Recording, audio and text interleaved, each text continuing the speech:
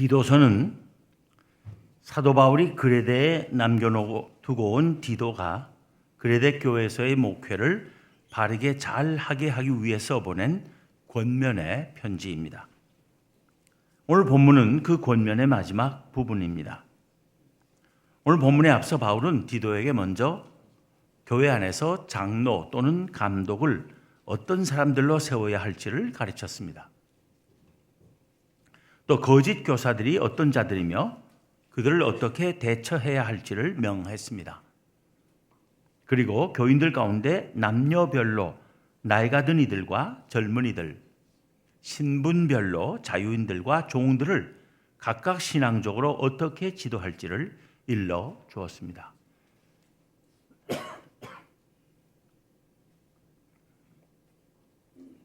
이 모든 권면이 교회 안에서의 신앙생활에 관한 것들이라면 오늘 본문에서의 권면은 신자들의 사회생활에 관련된 것이라 할 수 있습니다. 본문 8절 끝에서 바울은 이렇게 쓰고 있습니다. 이것은 아름다우며 사람들에게 유익하니라. 즉 그리스도인들이 아름답고 세상 사람들에게 유익한 삶을 살기 위하여 어떻게 해야 할지를 가르치는 것이 오늘 본문의 내용인 것입니다.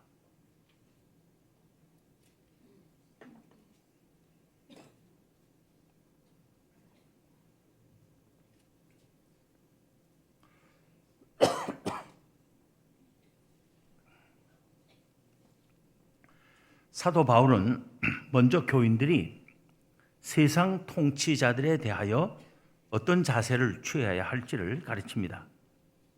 본문 1절에서 그는 쓰기를 너는 그들로 하여금 통치자들과 권세 잡은 자들에게 복종하며 순종하며 모든 선한 일 행하기를 준비하게 하라 합니다. 우리는 그리스도인들로서 우리의 우선적인 충성을 우리의 참 주 되신 예수 그리스도에게 바쳐야 합니다. 그러나 우리가 속해 사는 나라와 이 세상의 법과 질서와 정당한 명령에도 순종해야 하는 것입니다.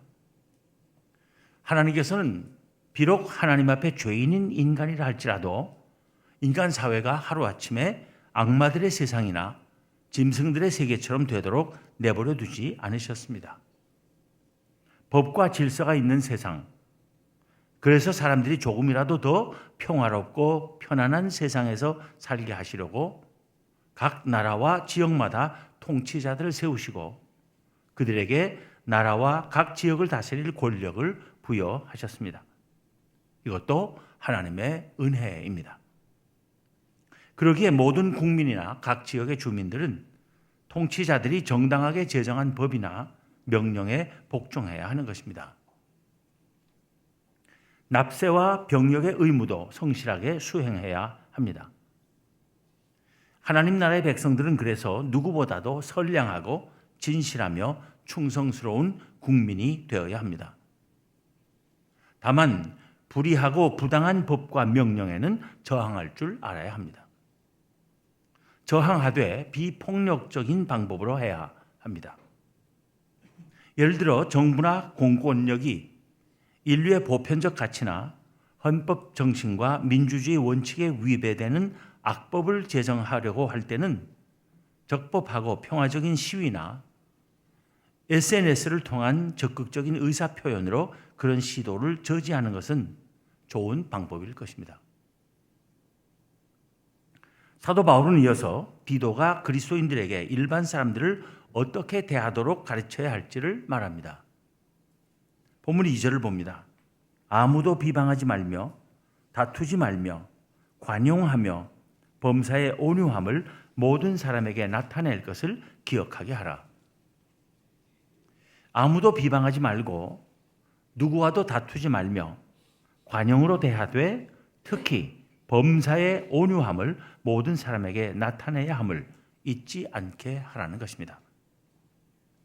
온유함은 모든 그리스도인이 지녀야 할 공통되고 기본적인 성품입니다. 왜냐하면 예수님 자신이 나는 마음이 온유하고 겸손하니 내게 배우라 하셨기 때문입니다. 그리스도인들은 모든 일에 있어서 모든 사람을 대하여 언제나 온유해야 합니다. 그런데 그것이 결코 쉬운 일이 아닙니다. 우리가 어떻게 하면 진정으로 모든 일에 있어서 모든 사람을 대하여 언제나 온유할 수 있겠습니까?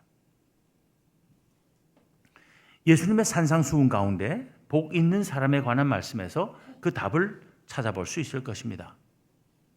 예수님께서는 말씀하시기를 심령이 가난한 자는 복이 있나니 천국이 그들의 것이며 애통하는 자는 복이 있나니 그들이 위로를 받을 것이며 온유한 자는 복이 있나니 그들이 땅을 기업으로 받을 것이며 하셨습니다.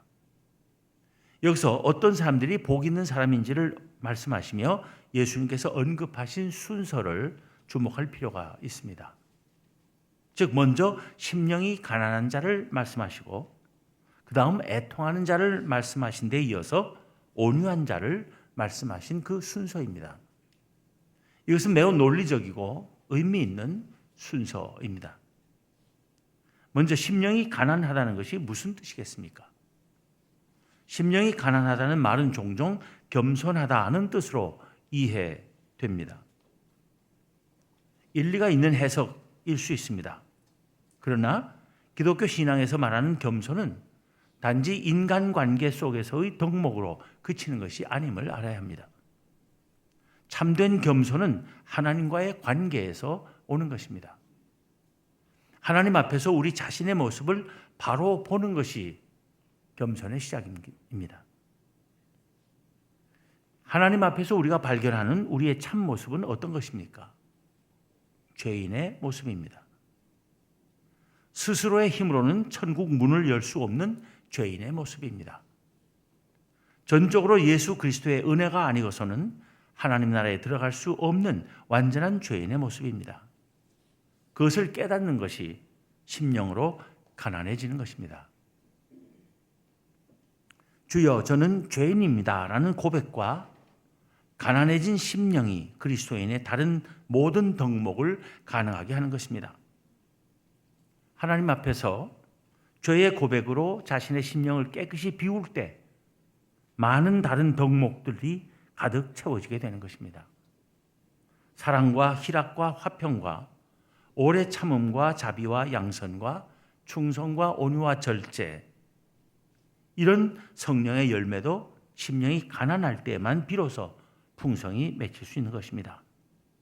심령이 가난하지 않은 사람, 즉 자신의 죄인됨에 대한 철저한 인식이 없는 사람에게는 진정 사랑과 희락과 화평과 오래 참음과 자비와 양선과 충성과 온유와 절제를 기대할 수 없습니다. 외관상 그 비슷한 모습을 얼마간 볼 수 있을지는 몰라도 진정한 열매는 볼 수 없습니다. 주여, 저는 죄인입니다 라는 진정한 인식과 고백이 없는 사람은 한마디로 말하면 아직 하나님을 대하지 못한 사람임을 드러낼 것일 뿐입니다. 심령이 가난해질 수 있는 길은 하나님을 바라보는 것입니다. 하나님 앞에서의 자신을 보는 것입니다. 자기 안에 아무것도 의지할 것이 없음을 발견하는 것입니다. 그리고 예수 그리스도에게로 눈을 향하는 것입니다. 그리고 전적으로 예수 그리스도의 은혜만을 의지하게 되는 것입니다. 이렇게 해서 심령이 가난해지는 것입니다. 아직도 우리 안에 뭔가 자랑할 것이, 하나님께서 보시라고 내놓을 만한 것이 있다고 생각하는 한 우리는 아직 심령으로 가난해진 것이 아닙니다. 나는 나의 의로움을 위해서, 의롭다 하심을 얻기 위해서, 구원을 위해서 정말 내놓을 것이 하나도 없다. 나의 구원은 전적으로 하나님의 은혜일 뿐이다 라고 고백하는 것, 아무것도 가진 것이 없다고 믿게 되는 것, 그것이 바로 심령이 가난해지는 것입니다. 그런 사람이 복이 있다고 했습니다. 그런 사람이 천국을 소유할 것이라고 하셨습니다. 복 있는 사람들에 관해서 말씀하시며 예수님께서 두 번째로 언급하신 것은 애통하는 사람입니다. 심령이 가난한 사람에 바로 이어서 애통하는 사람을 말씀하신 것은 너무나 자연스러운 것입니다. 왜냐하면 자신이 하나님 앞에서 죄인임을 진정 깨달은 사람은 애통하지 않을 수 없기 때문입니다. 예수님께서 말씀하신 애통은 바로 이 하나님 앞에서의 근본적인 애통입니다. 그런 뜻에서 영적인 애통인 것입니다. 이 애통이 없는 사람은 달리 말해서 하나님 앞에서의 죄인됨을 깨달아 심령이 가난해지지 않은 사람은 진정으로 행복해질 수 없는 것입니다. 예수님께서는 애통하는 자는 복이 있다고 말씀하시며 그들이 위로를 받을 것임이라 하셨습니다. 그 말씀도 너무나 맞는 말씀입니다. 왜냐하면 하나님께서는 당신 앞에서 죄인임을 깨닫고 애통하는 사람들을 위해서 예수 그리스도를 예비하셨기 때문입니다. 예수 그리스도 안에서의 은혜밖에는 기대할 수 없는 사람들이 예수 그리스도를 찾게 되고 그를 찾는 사람만이 그를 만날 수 있는 것입니다. 죄로 인한 절망을 체험한 사람만이 위로부터 오는 위로를 구하게 되는 것이고 그때 그런 사람을 위한 크고 완전한 위로로서 예수 그리스도께서 오셔서 대신 속죄의 십자가를 지셨기 때문입니다.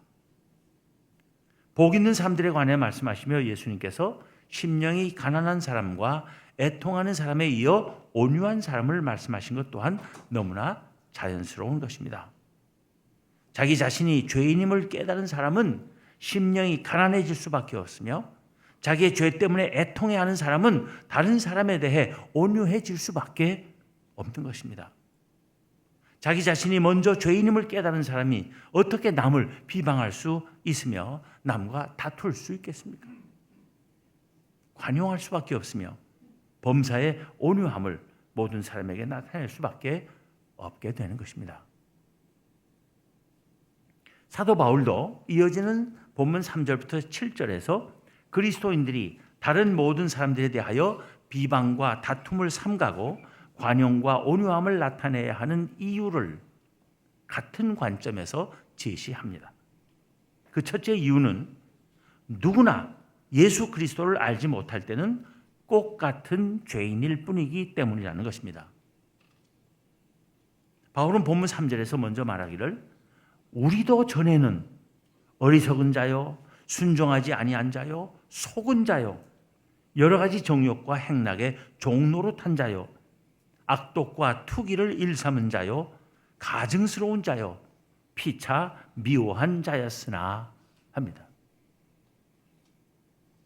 여기서 속은 자라는 말은 진리를 알지 못해 거짓되고 헛된 것을 쫓아 길을 잃고 헤매던 자라는 뜻입니다. 우리도 다 전에 그랬었는데 어떻게 우리가 남을 비방하고 그들이 잘못됐다고 다툴 수 있겠느냐? 어찌 그들에게 관용하지 못하겠느냐? 어찌 우리가 온유함으로 대하지 않을 수 있겠느냐라고 묻는 것입니다. 그리스도인들이 다른 모든 사람들에 대하여 비방과 다툼을 삼가고 관용과 온유함을 나타내야 하는 두 번째 이유로 사도 바울이 제시하는 것은 모든 그리스도인이 오직 하나님의 자비와 사랑과 긍휼하심과 은혜로 의롭다 하심과 영생의 소망을 얻었기 때문이라는 것입니다. 자기 자신의 의로운 행위로 구원받을 사람은 아무도 없기 때문이라는 것입니다. 우리도 전적으로 하나님의 은혜로 의롭다 하심을 얻고 영생의 소망을 갖게 되었는데 우리가 어찌 다른 사람들을 비방하고 다투고 용서하지 못하고 하겠느냐라고 하는 것입니다.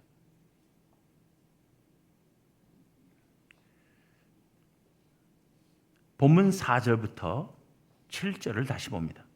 우리 구주 하나님의 자비와 사람 사랑하심이 나타날 때에 우리를 구원하시되 우리가 행한 바 의로운 행위로 말미암지 아니하고 오직 그의 긍휼하심을 따라 중생의 씻음과 성령의 새롭게 하심으로 하셨나니 우리 구주 예수 그리스도로 말미암아 우리에게 그 성령을 풍성히 부어주사 우리로 그의 은혜를 힘입어 의롭다 하심을 얻어 영생의 소망을 따라 상속자가 되게 하려 하심이라.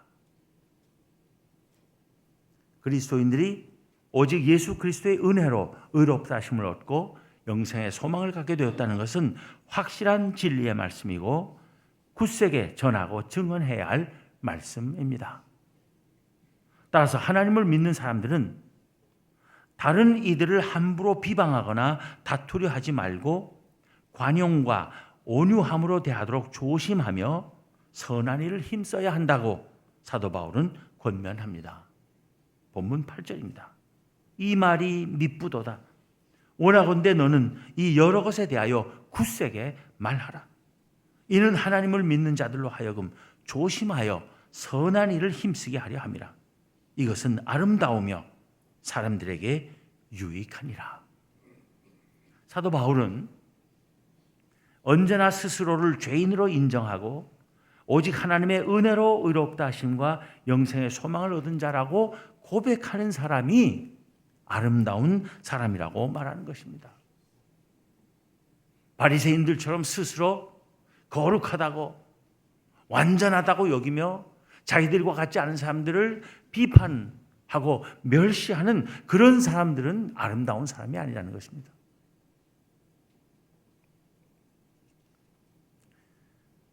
아무도 비방하지 않고 누구와도 다투지 않으며 언제나 관용하고 범사의 온유함을 모든 사람에게 나타내는 사람이 모든 이에게 유익한 사람이라고 가르치는 것입니다.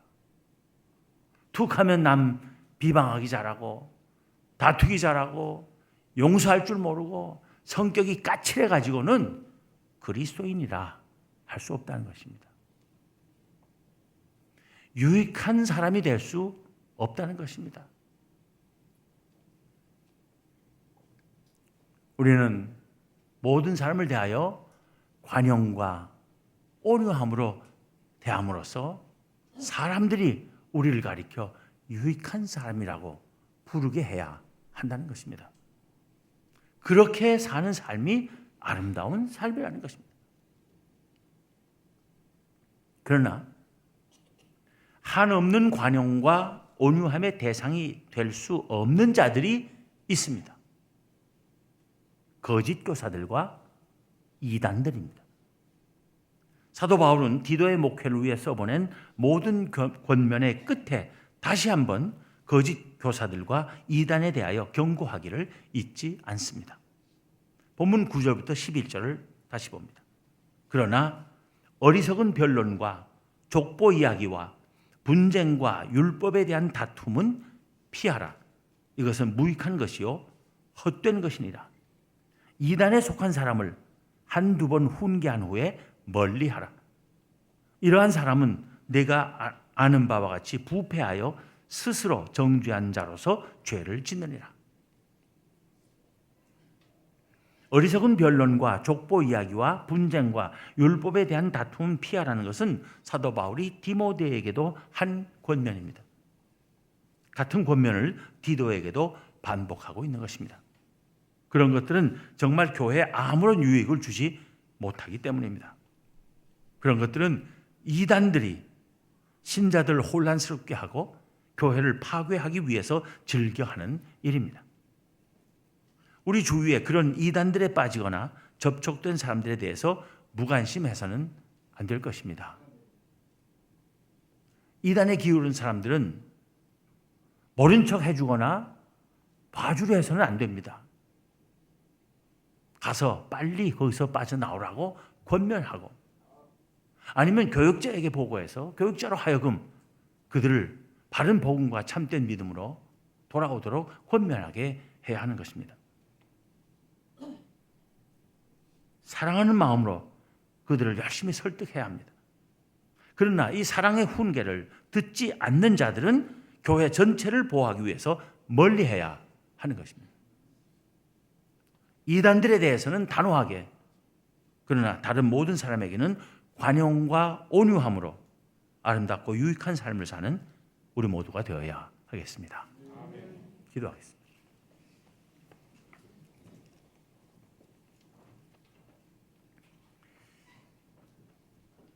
하나님, 저희를 하나님의 백성들로 택하여 주시고 하나님의 자녀들로 삼아주신 은혜를 감사합니다. 저희들 하나님 나라 백성이요 하나님의 자녀로 세워주셨사오니 그런 백성다운 아름다운 삶을 살며 세상 모든 사람들에게 유익한 존재들이 되도록 저희들을 주장하여 주시기를 원합니다.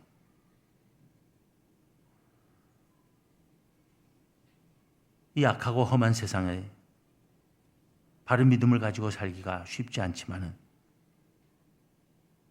저희가 영원하고 참된 하나님 나라의 백성임을 항상 잊지 말게 하시고